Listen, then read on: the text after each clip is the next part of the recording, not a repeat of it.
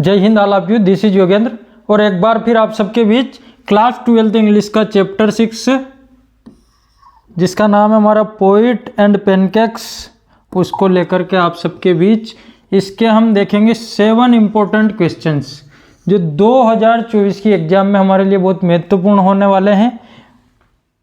तो सबसे पहले चैप्टर को हम एनालिसिस कर लेते हैं। यदि आप में से कोई चैनल पर नए हैं या अभी तक चैनल को सब्सक्राइब नहीं किया तो सबसे पहला काम चैनल को सब्सक्राइब करें। क्वेश्चन आंसर की पीडीएफ आप इसी वीडियो के डिस्क्रिप्शन बॉक्स में लिंक से प्राप्त कर सकते हैं, उसको वहां से डाउनलोड कर सकते हैं। सबसे पहले इसके कैरेक्टर को देख लेते हैं हम। इसमें अशोक मित्रन जो है इसका लेखक है, राइटर है चैप्टर का, और इसका जो काम है ये अखबारों की कटिंग करता है, उनको फाइल अप करता है।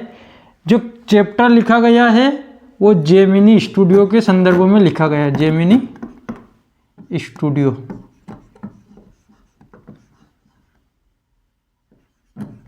Gemini studios. तो उस स्टूडियो में क्या होता है, उसमें फिल्में बनाई जाती है और फिल्में बनाने के लिए कई सारा कंटेंट लगता है, इसलिए ये अखबारों की कटिंग को संभाल करके रखता है और कुछ चीज़ें लिख करके रखता है और सबको लगता है कि इसका काम बहुत महत्व का नहीं है। एस वसंत जो है वो जेमिनी स्टूडियो का ओनर है, मालिक है। कोथामंगलम सुब्बू जो सबसे मोस्ट इम्पोर्टेंट कैरेक्टर है इस चैप्टर का, इसकी पोजीशन जो है, इसकी पोजीशन जेमिनी स्टूडियो के अंदर नंबर 2 पोजीशन है। नंबर 1 तो हो गया हमारा एस वसंत मालिक, और मालिक के बाद यदि कोई नंबर 2 की पोजीशन इसमें रखता है जेमिनी स्टूडियो में तो वो कोथामंगलम सुब्बू है। इसके अंदर एक लायर है, लायर के 1-2 क्वेश्चन आएंगे। एक ऑफिस बॉय है, इससे संबंधित 2-3 क्वेश्चन आएंगे। इसका काम होता है कि जिस दिन फिल्म में भीड़ की शूटिंग होने वाली होती है तो मेकअप डिपार्टमेंट की ओर से इसका काम होता है इस भीड़ का मेकअप करना। फ्रैंक बुचामेंस MRA, ये MRA जो है रीअरेंजमेंट आर्मी है। ये एक दल है 200 लोगों का जो भारत में आता है और उसको जेमिनी स्टूडियो होस्ट करता है और 2 नाटक का प्रेजेंटेशन ये करता है, जोथम वैली और द फॉरगॉटन फैक्टर। लास्ट जो आता है इसमें स्टीफन स्पेंडर। तो ये दोनों जो चीज़ें इसमें जेमिनी स्टूडियो में इंक्लूड है, ये दोनों चीज़ें, इनका बैकअप प्लान होता है कम्युनिज्म के विचार को लेकर के ये जेमिनी स्टूडियो में आते हैं। और इससे ही अशोक मित्रन के सबसे लास्ट में क्लियर होता है कि एस वसंत जो है इसका पॉलिटिकल व्यू कम्युनिज्म है। तो चलते हैं क्वेश्चन आंसर इसके देख लेते हैं। पहला क्वेश्चन है हमारा, what does the writer mean by fiery misery of the subjected to makeup.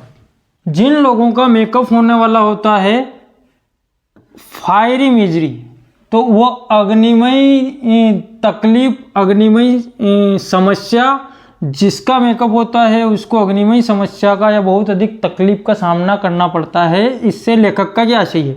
तो आंसर लिखा है हमने इसका, by the fiery misery the writer means, लेखक का आशय है टू से, इस बात से वो कहना चाहता है that the actors had to bear the intense heat, कि जो नायक होता है वह बहुत ही प्रचंड हीट यानी गर्मी को सहता है, जनरेटेड बाय इनकैंडेसेंट लाइट्स, चकाचौंध कर देने वाला प्रकाश जो वहाँ पर मेकअप डिपार्टमेंट में है, मेकअप रूम में है, उस प्रकाश के कारण जो गर्मी वहाँ पर जनरेट होती है उसको जो नायक सहता है, उससे उसका ऐसा ही है। At all angles around half a dozen large mirrors, जो प्रकाश चारों तरफ से आता है और जिसमें आधा दर्जन लगभग मिरर है, उसके कारण जो गर्मी जनरेट होती है, उस गर्मी के कारण नायक को जो तकलीफ होती है उससे उसका लेखक का आशय है। नेक्स्ट क्वेश्चन है हमारा question number 2, what work did the office boy do in the Gemini studios. Gemini studio में ऑफिस बॉय का क्या काम था, ये क्वेश्चन उसका। Why did he join the studio, उसने स्टूडियो क्यों ज्वाइन किया था, ये दूसरा question. Why was he disappointed, और वह निराश क्यों था, ये तीसरा क्वेश्चन। तीनों क्वेश्चन के आंसर देख लेते हैं। The people who were doing the role of crowd, लोग जो भीड़ का रोल करने वाले होते थे फिल्म में, वाज द रेस्पॉन्सिबिलिटी, वह उत्तरदायित्व होता था ऑफ द ऑफिस बॉय, यानी उनका मेकअप कौन करता था, ऑफिस बॉय करता था। वो उसकी जिम्मेदारी थी। He would mix his paint in a giant vessel and slap it on the crowd players. वह अपना जो पेंट यानी कि जिससे भी उसको मेकअप करने वाला होता था उस पेंट को लेकर के एक जायंट यानी विशाल वेसल यानी बर्तन, एक बड़े बर्तन में उसको मिलाता था और स्लेप यानी लगा देता था it on the crowd players, भीड़ का अभिनय करने वाले जो लोग होते थे उनके।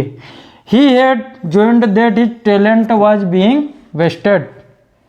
उसने उसको ज्वाइन किया था that his talent was being wasted, परंतु उसका जितना भी टैलेंट था वो सब वहाँ बेकार रह गया, धरा का धरा रह गया।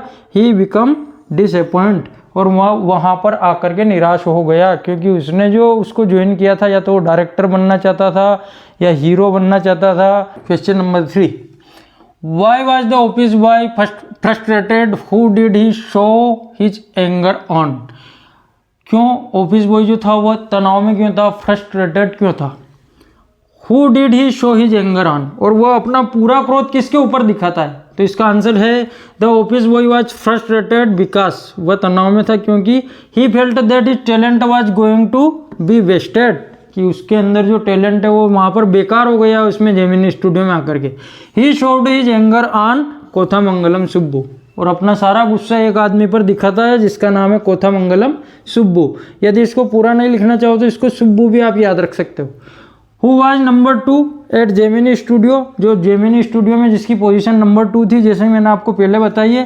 He held him responsible for his disgrace and downfall, और वह उसको ही उत्तरदायी मानता है, किसको, कोथामंगलम सुब्बू को उत्तरदायी मानता है, किसके लिए, ही डिसग्रेस, उसके जीवन में जितना भी अंधकार है, एंड डाउनफॉल, और जितना भी पतन उसका हुआ है उसके लिए एक ही आदमी को जिम्मेदार मानता है, वो है कोथामंगलम सुब्बू। नेक्स्ट क्वेश्चन है question number 4, who was the English visitor to the studio. English visitor कौन था जो स्टूडियो में आया था। आंसर है the English visitor to the studios was Stephen Spender. सबसे अंतिम कैरेक्टर था जो मैंने अभी आपको बताया। स्टीफन स्पेंडर जो था वह इंग्लिश कवि था जो स्टूडियो में आया था। He was the editor of the Encounter, वह एनकाउंटर पत्रिका का एडिटर भी था, संपादक भी था। नेक्स्ट क्वेश्चन है question number 5, how did the author discover who the English visitor to the studios was. कैसे लेखक ने खोजा कि इंग्लिश कवि जो स्टूडियो में आया था वह कौन था, इस बात का उसने पता कैसे लगाया। तो इसका आंसर है before investing money in participating in A short story content. एक शॉर्ट स्टोरी कंटेस्ट होने वाला होता है और उसमें जो लेखक है हमारा अशोक मित्रन वो भाग लेने वाला होता है, तो उसमें कुछ पैसा इन्वेस्ट करने से पहले organised by an English periodical the Encounter, तो एनकाउंटर पत्रिका का जो वो कंटेस्ट था उसके बारे में वो पता लगाता है। The author did a research on it, लेखक उस पर एक खोज करता है in the British council library, और एक अंग्रेजी परिषद की जो पुस्तकालय होता है, while going through an issue of that periodical, जहाँ पर वह उसी पीरियोडिकल को यानी कि द एनकाउंटर पत्रिका को ढूंढने के लिए जाता है, तो he discovered that the English visitor was the poet Stephen Spender. तो वहाँ पर वो खोज कर लेता है, क्योंकि इस जो पीरियोडिकल थी कौन सी वाली, द एनकाउंटर के एडिटर के रूप में जो वहाँ नाम लिखा रहता है वो स्टीफन स्पेंडर का लिखा हुआ होता है। इसी कारण से हम कह सकते हैं कि वो वहाँ पर जाकर के स्टीफन स्पेंडर की खोज कर लेता है, उसको पता चल जाता है कि वो स्टीफन स्पेंडर जो उनके स्टूडियो में आया था वो कौन था। नेक्स्ट क्वेश्चन है question number 6, what does the God that Failed refer to. जो ईश्वर फेल हो गया ये किस बात की ओर इशारा करता है, तो आंसर है the God that Failed refers to the special low priced student edition in connection with the 15th anniversary of the Russian revolution. Russia की क्रांति के जब 50 वर्ष पूरे हुए तो एक कम कीमत की स्टूडेंट के लिए एक पुस्तक छपती है जिसका शीर्षक होता है उस पुस्तक का द गॉड दैट फेल्ड। यह पुस्तक एक कम प्राइस में छपती है और स्टूडेंट के लिए स्पेशल एडिशन होता है 50वीं एनिवर्सरी पर रूस की क्रांति के। इन इट 6 एमिनेंट मैन, जिसमें 7 महत्वपूर्ण लोगों के पत्र होते हैं, 6 सेपरेट एसेस, 6 ऐसे लिखे हुए होते हैं, डिस्क्राइब्ड देयर जर्नी, जिनमें उनकी यात्रा का वर्णन होता है, इनटू कम्युनिज्म, कि कैसे वे कम्युनिज्म की ओर जाते हैं वो 6 लोग, एंड देयर डिसइल्यूजन, और वहाँ से दिग्भ्रमित होकर के फिर से वापस लौट करके अपने विचार पर आ जाते हैं, यानी कम्युनिज्म से पहले जिन विचारों में उनकी आस्था थी वहीं पर लौट करके वो वापस आ जाते हैं। लास्ट क्वेश्चन है 7वां क्वेश्चन, वो भी देख लेते हैं हम।